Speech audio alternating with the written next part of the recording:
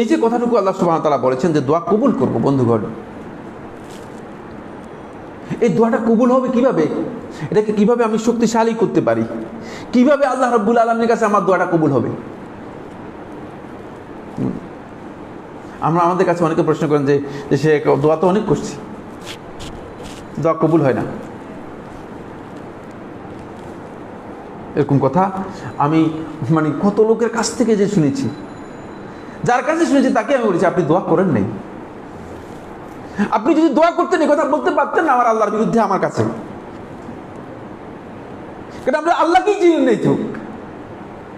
আপনি দোয়া করছেন যে আপনি দোয়া তো বুঝেন নাই। আপনি তো দোয়া করে যাবেন, আপনার কাছে যে দোয়া করে যাওয়া, আপনি দেখবেন যে আমার আল্লাহ রাব্বুল আলামিন আমাকে কি দিচ্ছে। অপেক্ষা করুন, অপেক্ষা করুন, অপেক্ষা করুন। তখনই আপনার যখন প্রয়োজন হবে তখন এসে যাবে। কিন্তু আপনি যদি এই কথা বলেন যে দোয়া করছি, দোয়া কবুল হয়নি, দোয়া করে নাই, আসলে আল্লাহ রাব্বুল আলামিনের বিরুদ্ধে অভিযোগ করেছে, দোয়া করে নাই, আল্লাহর বিরুদ্ধে কি করেছে? খবরদার, আমি আপনাদেরকে বিষয়গুলো বুঝাই দিচ্ছি না, অনেকেই এগুলো বুঝেন না। 2 নম্বর বিষয় হচ্ছে, বন্ধুগণ, অনেককে আমরা বলি থাকি যে ভাই আল্লাহর কাছে দোয়া করেন, আল্লাহ তাআলা ইনশাআল্লাহ সব শুনে। ভাই দোয়াই হবে না, দাওয়া লাগবে। আস্তাগফিরুল্লাহ। দেখেন অন্তরের মধ্যে ঈমানের উপর ঘাটতি পর্যন্ত রয়েছে। এই লোকের দোয়া কবুল হবে কিনা আপনারা কি মনে করেন? এই লোক তো আল্লাহ রাব্বুল আলামিনের ওই শর্তের সাথে পড়ে না, দোয়াই হবে না, দাওয়া লাগবে। খবরদার। শেখুল ইসলাম ইবনে তাইমিয়া রাহমাতুল্লাহ মাজমু ফাতাওয়ার 21 নম্বর খণ্ডের 563 পৃষ্ঠায় একটা গুরুত্বপূর্ণ কথা বলেছেন। ইবনে তাইমিয়া রাহমাতুল্লাহ মাজমু ফাতাওয়ার 21 নম্বর খণ্ডের 563 পৃষ্ঠায় একটা গুরুত্বপূর্ণ কথা বলেছেন। তিনি বলেন, কাসীরুম মিনাল মাওদা, অনেক অনেক অসুস্থ ব্যক্তি, ইয়াশফুনা বিলা তাদাউইন, কঠিন কঠিন রোগ থেকে তারা সুস্থ হয়ে যায় কোনো ধরনের চিকিৎসা ছাড়া। চিকিৎসা কি কি? বিদাওয়াতিন মুস্তাজাবা, শুধু আল্লাহর কাছে কবুল দোয়ার মাধ্যমে দোয়াটা আল্লাহ তাআলার কাছে পৌঁছাতে পেরেছে। দোয়ার মাধ্যমে, মানে দোয়া হচ্ছে এই পৃথিবীর সমস্ত সংকট, সমস্ত বিপদ, সমস্ত মুসিবত, সব কিছুর একমাত্র সমাধান। আর কোনো কিছু কি নয়। কে সুস্থ করতে পারবে আপনি মনে করেন?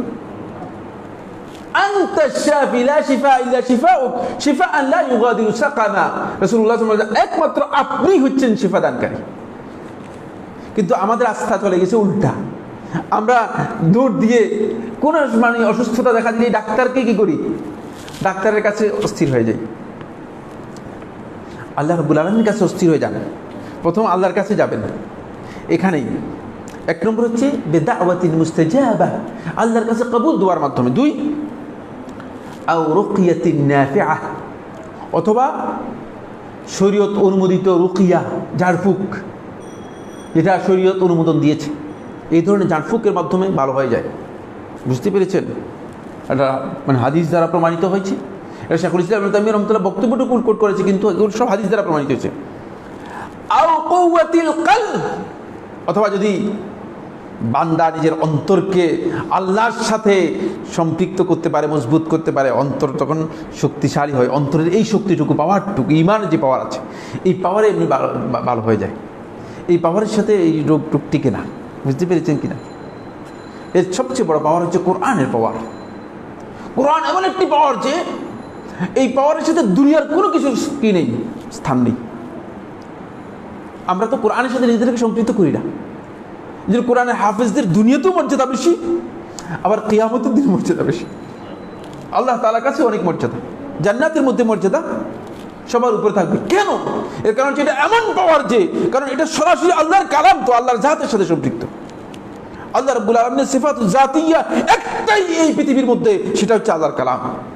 এই পৃথিবীর মধ্যে আর কোনো সিফাত জাতীয় বলতে কিছু নেই। বুঝতে পেরেছেন? সেটা হচ্ছে আল্লাহর কালাম। আল্লাহর এই কালামের সাথে যে সম্পৃক্ত হতে পেরেছে তার পাওয়ার অনেক বেশি। ফোর্থ হচ্ছে আর হুসনুত তাওয়াক্কুল, অথবা আল্লাহ তাআলার উপর সত্যিকার পরিপূর্ণ তাওয়াক্কুল যদি করতে পারে, যেভাবে আল্লাহ তাআলার উপর তাওয়াক্কুল করা দরকার সেভাবে যদি তাওয়াক্কুল করতে পারে, এই 4টি পদ্ধতিতে ওষুধ ছাড়াই চিকিৎসা হয়ে যাবে। তোর মধ্যে দোয়া হচ্ছে একটি।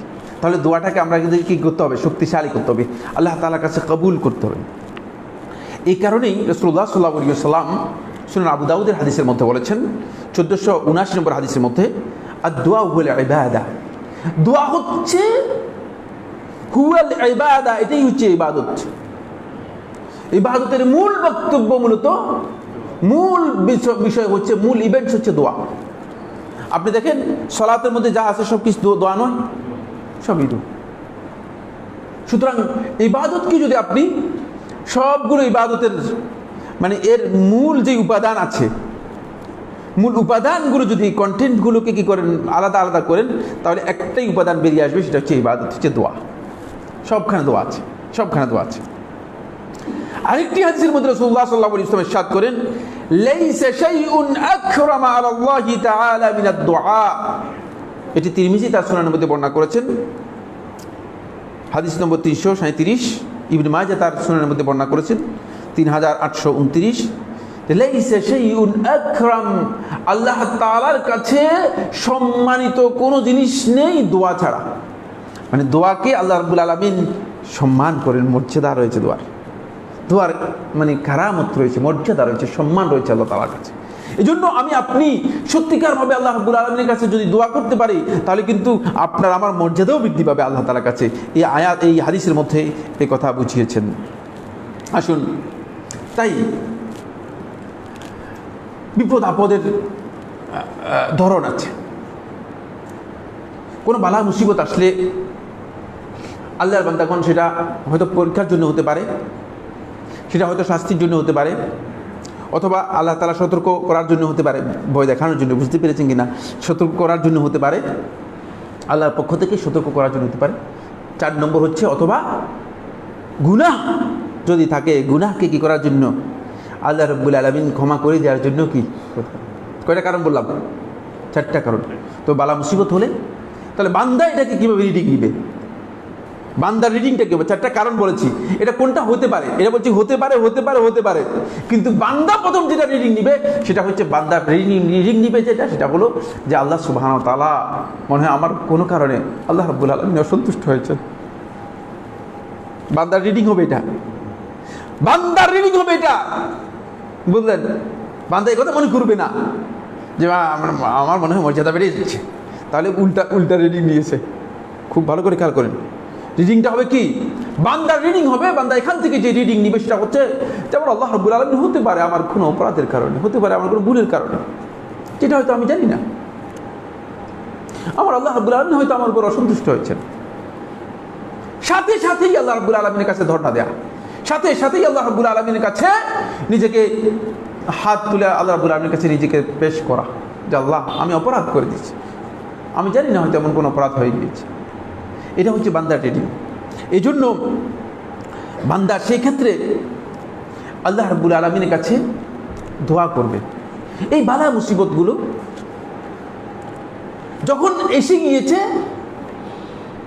তখন যখনই এই দোয়া করবে, এই দোয়া যত বেশি শক্তিশালী হবে, বালা মুসিবত যেই ধরনের হোক না কেন, দোয়া বালা মুসিবতের সাথে গিয়ে দোয়া সরাসরি বালা মুসিবতের সাথে প্রতিযোগিতা করবে, মুখোমুখি হবে, সম্মুখ মানে অবস্থান নিবে বালা মুসিবতকে প্রতিহত করার জন্য।